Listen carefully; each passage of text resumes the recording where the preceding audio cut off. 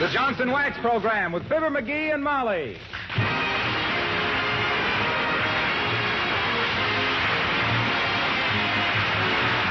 The makers of Johnson's Wax and Johnson's Self-Polishing Glow Coat present Fibber McGee and Molly, written by Don Quinn with music by the King's Men and Billy Mills Orchestra. The show opens with New Sun in the Sky.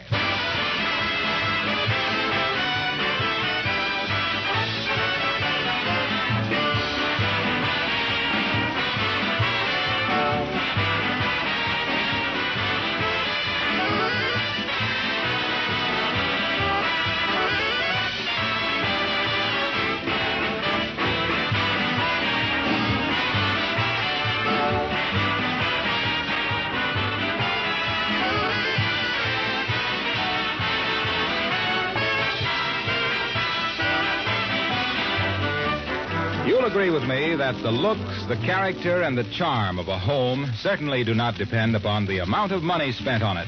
A piece of furniture, a hanging, or a floor covering may be in very good taste and be very inexpensive. No, it isn't the money. It's all the little things you do that make your home friendly and cozy. The use of wax is one of these things because certainly where floors and furniture and woodwork are regularly waxed, they give beauty and charm to an entire home.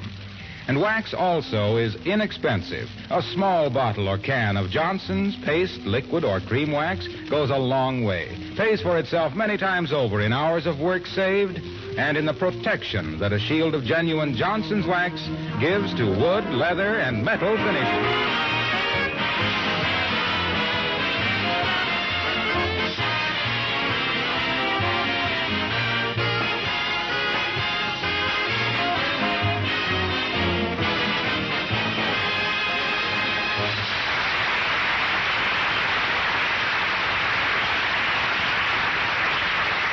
The squire of 79 Wistful Vista is a man of many parts. So is a vacuum cleaner. The party of the first part is just now finding out about the party of the second part having so many parts as we join Fibber McGee and Molly.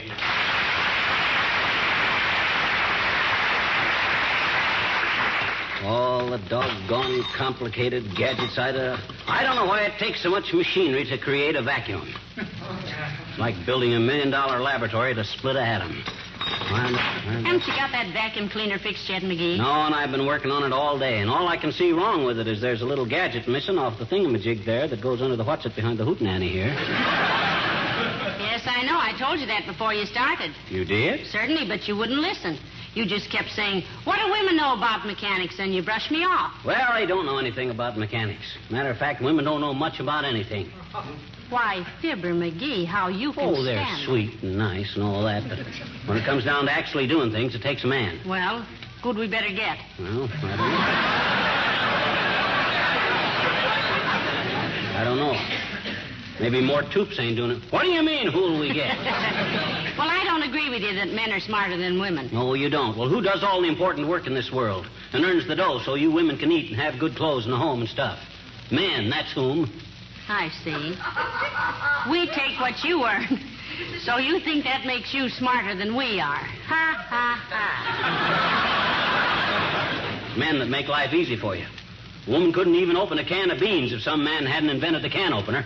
Well, you really said something there, dearie. I sure did. You did indeed. Yes, sir. For 1,000 years, women have been cooking beans in an oven and then serving them in dishes. You betcha. Then along comes Mr. Man, the smarty pants. Going to save us a lot of trouble. So he invents a tin can to put the beans in. You betcha. And then he finds he has to invent a can opener to get the beans out. Then he spends so much time trying to sell his new gadget from door to door, he gets home late and his wife has to eat the beans over again in the oven and might just as well have cooked them there in the first place. Yeah, but I still maintain that... I'm sorry, dearie, I'm sorry. The battle of the sexes is another program. I've got things to do, and you've got to fix that vacuum cleaner. Well, I can't fix it till I get one of them little thingamabobs that attaches to the what's-this here. Give me the phone. I'll have the hardware store send one over. Phone's out of order. Ah, the phone's out of order, she says. Now, there's a fine sample of women's inefficiency. Why didn't you tell me so I could have reported it and had it fixed? I reported it myself the first thing this morning. Oh. Well, they sending somebody out? Naturally. They said there'd be a repairman out immediately. Oh, a repairman, eh? Don't suppose you know any women that could have fixed it? A woman wouldn't have invented the telephone in the first place. What you mean? Who wants a nickel's worth of gossip when the back fence is free? That must be the repairman now. Come in, Si. McGees residence? Well, we're still arguing that point with the FHA, but we live here. Well, I'm from the telephone company. You reported your phone out of order. Doggone it, sis. Did you have to come way out here just to check up on that? Why didn't they send a repairman? I'm the repairman. Where's the telephone? Right here. It went dead this morning, and I don't know just Don't worry, I'll find it. Boy, this is going to be good. Better fix up the guest room, Molly. She'll be here a week. That'll be nice. Maybe she'll tell me how the phone company trains those bumblebees. What bumblebees? The ones that give you that busy signal. Hand me my screwdriver, please. Thank you. This is rich. Alexandria Graham Belladonna. I bet you don't know a transmitter from... Quiet, please, quiet. Hello? This is number 29, testing 1, 2, 3, 4, 5, 6, 7. Whoop, whoop. Okay, bring me back, please. Hello? Okay, now, all clear. It's all right now, sir. I don't think you'll have any more trouble. What? It's fixed already? What was the matter with it, sis? The diaphragm was full of cigar ashes. Good day. So that's where those ashes went last night. Say, why didn't you ask her to fix the vacuum cleaner for you, too, sweetheart? Just because she managed to make a simple adjustment on the telephone by some fluke, that don't mean she could... I'll bet the phone don't even work right now. Try it. I will. Give me. Well, here. Hello, operator. Give me the hardware store. The number is Wistful Vista. Oh, is that you, Mert? Now I'm sorry she did get it fixed. How's every little thing, Mert?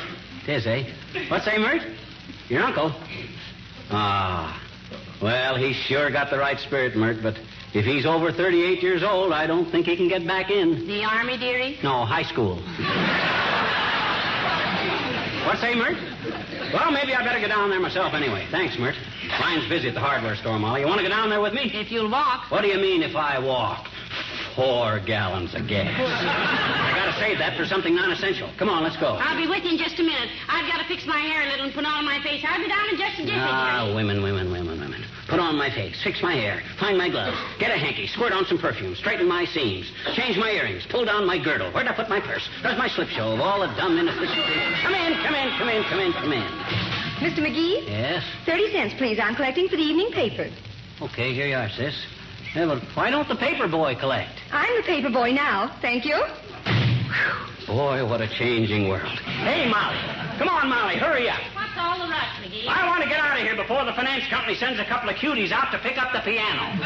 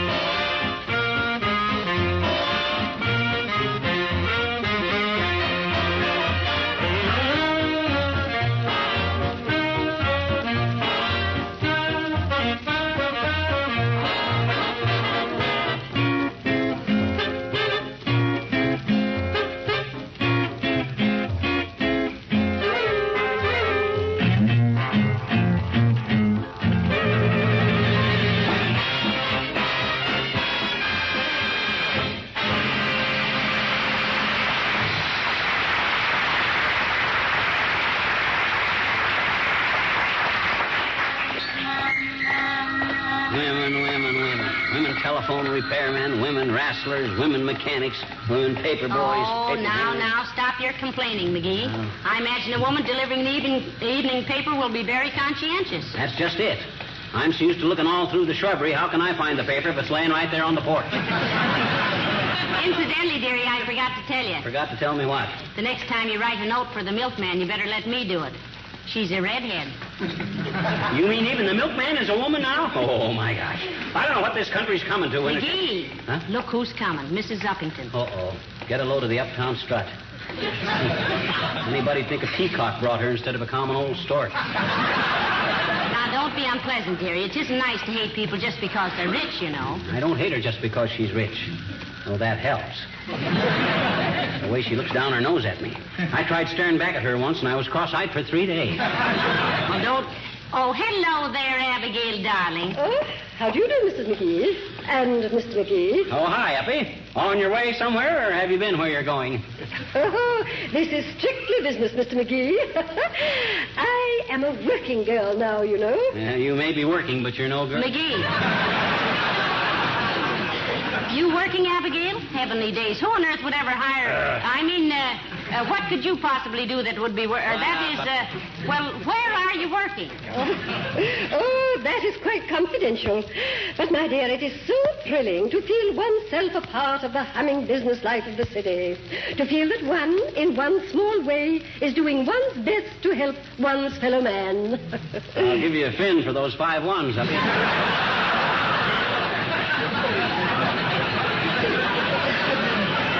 I beg your pardon, Miss McGee. Oh, he's just trying to be smart, Abigail. Oh, really? Well, I'm sorry. I always seem to be present when the attempt fails.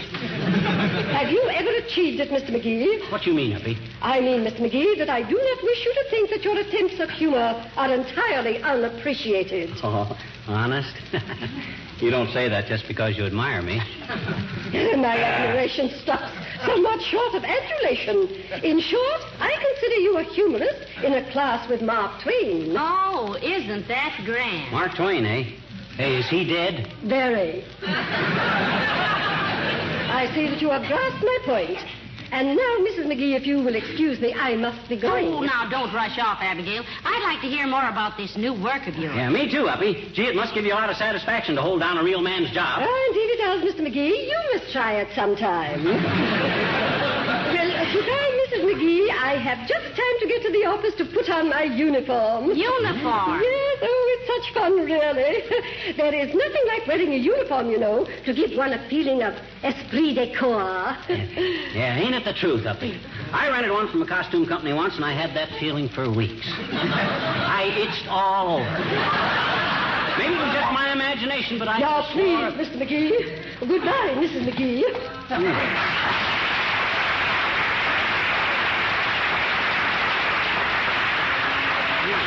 Did I say something wrong? I don't know, McGee, but I do wish you two would stop snarling at each other. Oh. I always feel like I'd spent the day climbing in and out of a ring with a towel and a pail of water. She's too doggone high-hat. She burns me up. She always acts like she just stepped off the Plymouth Rock and I was something that crawled out from under it. I wonder what kind of a job she's got, though. I don't know, but this thing is getting worse and worse. The way women are taking men's jobs is awful. Oh, now, it isn't that bad. Come on, now. We got to get across to the hardware store. Okay. No, we can't cross the street now. The light's against us. Ah, come on. There's hardly any traffic. Come on, Frost. Just get there. I'll be running you in for jaywalking. Go on back to the curb now, both of you. Heavenly days, a policewoman. This is too much. I'm going home and learn how to crochet. Now, this is war, McGee. Somebody's got to take the men's places. Come on, we've got the light now. Women cops. Women paper boys. Well, hello, folks. Doing your Christmas shopping? Oh, hello, Mr. Wilcox. No, we're just down to buy a part for our vacuum cleaner. Hey, Harlow, you still working for Johnson's Wax? Certainly. Why? You mean no woman has taken your place yet? What are you talking about, chum? Well, he's frightened, Mr. Wilcox. You ain't kidding. I really am. The women are moving in on us, Harlow. I'm scared. Oh, don't be like that. I'm telling you, the first time I see a bunch of girls standing on a corner watching men get on the streetcar, I'm off to the tall tip.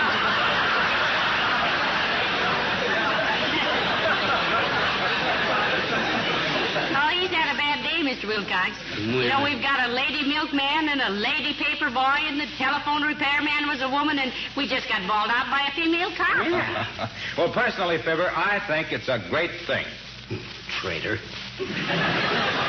Not at all. Why, we wouldn't be in business if it weren't for women being so smart. How's that, Mr. Wilcox? Well, if women hadn't demanded an easier, simpler way to protect and preserve their kitchen linoleum, Johnson's self-polishing glow coat would never have been developed. That's all very well, but suppose somebody... Why, it's the women who realized that a protective wax polish like Johnson's glow coat was really a very important health measure, too. But I don't quite see what Because it seals surfaces against dust and dirt and dampness. And makes a kitchen where food is prepared a great deal more sanitary place. What's that got to do with... Why, when you stop to think that Johnson's self-polishing glow coat dries to a beautiful mirror-like finish in 20 minutes or less, you... What's the matter? Oh, nothing. But Fibber usually interrupts me about that point. Not anymore, I don't, Junior. You go right on. Give it everything. Take as long as you like. I want you to keep your job. Why, McGee? You think I want to be left in this town but nobody but women? You're too old for the Army, aren't you, Wilcox? Well, yes, but what... Ah, good. We got to see more of each other, pal. Drop round the house oftener. Let's go bowling together and hunting. Gee whiz, we can be a regular Damon and Runyon. Well, this is all very touching, McGee. It's a beautiful friendship, but we've got to get that vacuum cleaner fixed. We'll see you later, Mr. Wilcox. Okay, Molly. And Fibber, you might as well stop worrying about this being a woman's world. You mean you don't think it will be? I mean, it always has been. So long.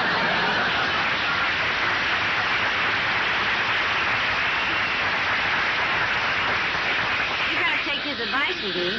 You haven't got any job a woman could get anyway. Well, I know. Oh. Now what? I'm fresh out of cigars. Excuse me while I duck in this tobacco shop and get a handful. All right. Yes, sir? Oh, my gosh, another woman.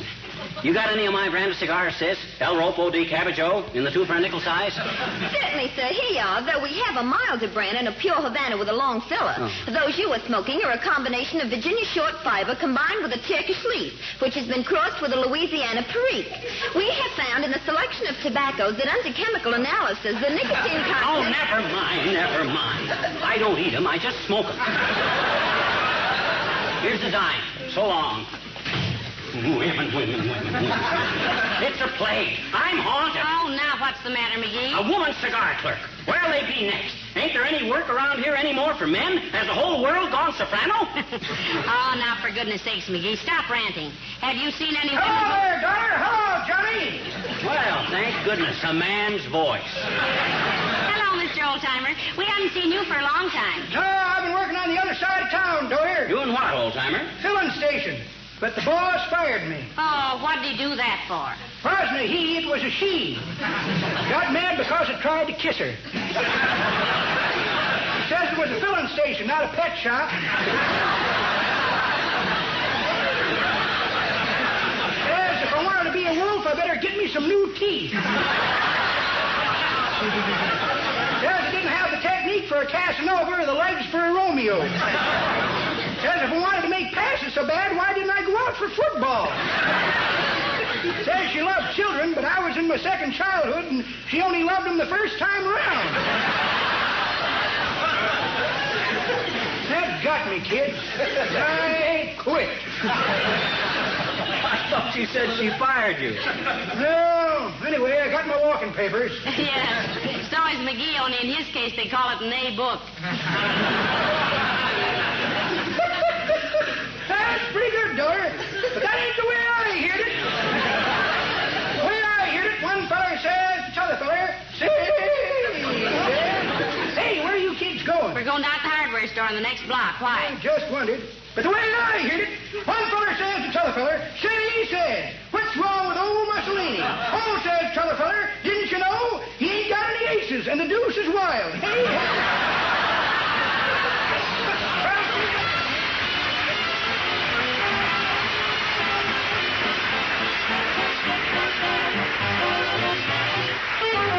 The King's Men sing No More Coffee in the Pot. There's an open letter to the boys in the air on land or home.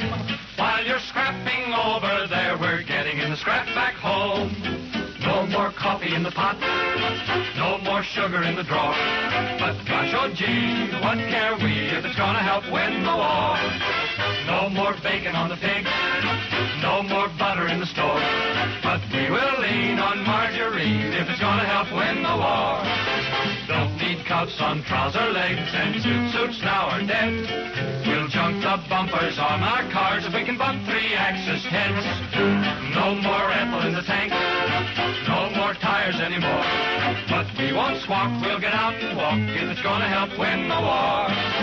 Do less driving, do more parking. You'll get a dividend, you'll get a dividend. No more talking on the phone. From Fort Worth to Baltimore, we'll get along fine with the old grapevine if it's gonna help win the war. No more spending all our dough.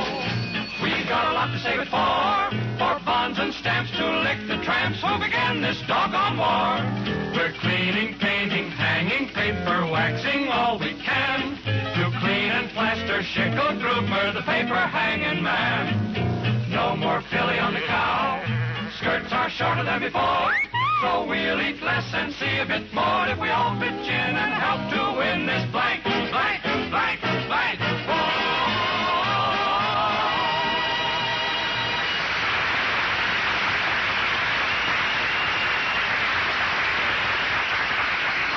Well, I certainly would like to know what Abigail Uppington is working at, McGee. You know, that puzzles me. Me too. I'll bet she's a supervisor for the police department, enforcing the blackout. What makes you think so? I can't think of any other use for a dim bulb like her. Listen now. I like her. Well, Though I would like to know why she's keeping this job of hers such a secret. well, whatever it is, I'll bet she's Here, just... McGee, here's the hardware store. Oh, Now, do you remember what you need for the vacuum cleaner? sure I do. Come on. Good day. What could I do for you? Well, look, sis, could I see the manager? Certainly. I'm the manager. Oh, well, we hardly expected to see a woman managing a hardware store. Maybe you didn't, Molly, but I'm getting so I expect to find him managing anything. I'll bet I can look out the back window tomorrow morning and see our garbage man powdering her nose. What could I do for you, please? Well, I don't suppose you'd know anything about it, dearie, but our vacuum cleaner is broken, and we need a little, you tell her, dearie. Okay, look, sis, a vacuum cleaner is a pretty complicated mechanism, so I'll try to explain what I want in words of one syllable or less. What kind of a vacuum cleaner is it, please? A rover. I see. Then you undoubtedly need the little flange that fits over the gear housing to keep the brush unit from meshing with the speed governor. That would be 237J129 in the new catalog, and I think I have one right here. Is this what you wanted? Well, is it, McGee? McGee, close your mouth and stop popping your eyes and shut. Why, yes, that's the very thing. How did you know, sis? That's usually what's wanted to repair the rover machine. Oh. That's because there is too much vibration in the gear housing for the tensile strength of the material. Oh. It causes what we call metal fatigue, which results in undue wear. Now, in the earlier models, the disc, which is superimposed on the power shaft, directly under the intermediate... McGee, stop shaking. I think my husband is a bit ill, dearie. I better get him out in the fresh air. How much is it? The ceiling price is 47 cents. Though in the catalogs from 1934 to 1941 inclusive, it was listed Never as... mind. Here's $50, and thank you very much. Come on, McGee. Brace up. It's all over.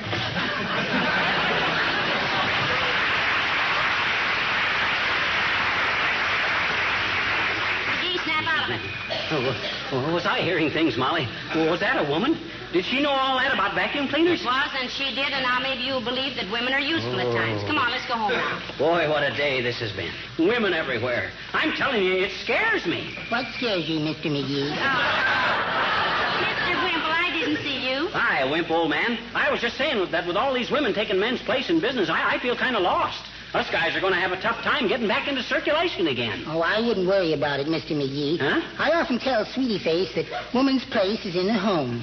You tell her that? Yes. And then when she gets up to start after me, I tell her that wherever she is home to me. Hey, what's the matter with your lips, Wimp? You fall down or something? Oh, no, Mr. McGee. They're just a little bruised. Oh. Cigarettes, you know. Oh, how could you smash your lips all up with a cigarette? Yeah. Well, Sweetie Face is so afraid of fire, in her feminine way, that every time she sees a lighted cigarette, she stamps it out with her foot.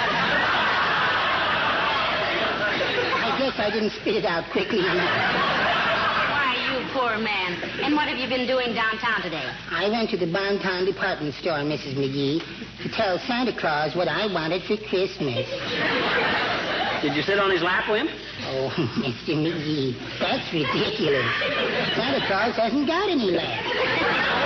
Well, what'd you ask him for, Mr. Wimple? A pair of stilts. Stilts? Isn't that a little childish, Mr. Wimple? Not in this case, Mrs. McGee. I read someplace that you can tame a wild beast if you look it straight in the eye. And Sweetie Face is so much taller than I am. How's everything in the poetry department, Wimp? Oh, I keep right on with it, Mr. McGee. I just finished a Christmas poem. Oh, let's hear it, Mr. Wimple. Come on now. All righty. I call it The Morning After the Night Before Christmas. And it goes... Hey, that's the best one you've written yet. I was just clearing my throat, Mr. McGee. Natural mistake. Go on, Mr. Wimple. All righty. From the Arctic Circle down to the Isthmus, we're waiting eagerly for Christmas, with joyous hearts and sparkling eyes for Santa's annual surprise. And I always win in the Yuletide race, 'cause I steal some hose from Sweetie Face. An idea I think is very clever, as hers hold more than mine would ever. With a gay little carol and a razzmatazz. Oh, what a sock that woman has. Excuse me, folks, here comes my speaker. Goodbye.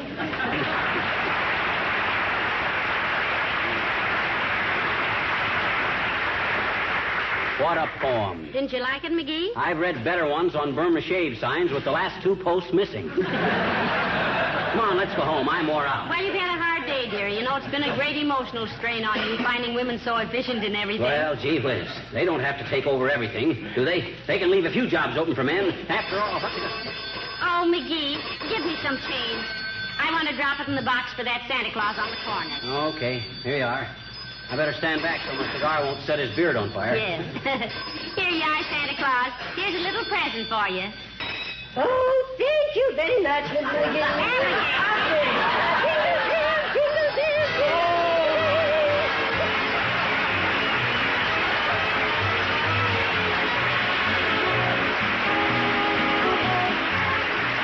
You've had the experience, I'm sure, of walking into a wax-protected home where the floors, furniture, and woodwork gleamed with that mellow, rich beauty that only wax can give. I wonder if you realized that there was something awfully important in that home besides beauty. I mean its cleanliness and what that means in healthful living. When you wax your floors, furniture, woodwork, and baseboards with Johnson's wax, you not only protect those surfaces against wear, but you actually prevent dirt from collecting there. You seal the surfaces against moisture penetration, too. And germs don't like clean, dry places. Yes, a waxed house is a clean house, and a clean house is a sanitary, healthful one. Let Johnson's wax, paste, liquid, or cream help you, especially in these times, to keep your home immaculate as well as beautiful.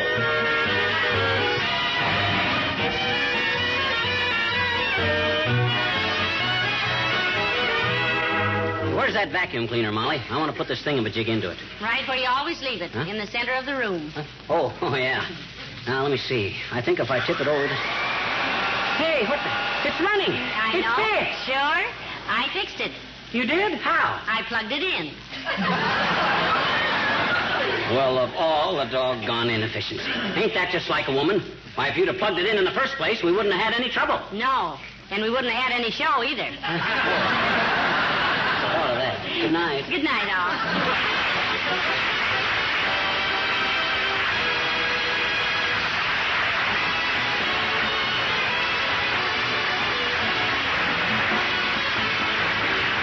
The characters of Wallace Wimple and the old-timer heard on this program were played by Bill Thompson. This is Harlow Wilcox speaking for the makers of Johnson's Wax Finishes for Home and Industry, inviting you to be with us again next Tuesday night. Good night. This program has reached you from Hollywood. This is the National Broadcasting Company.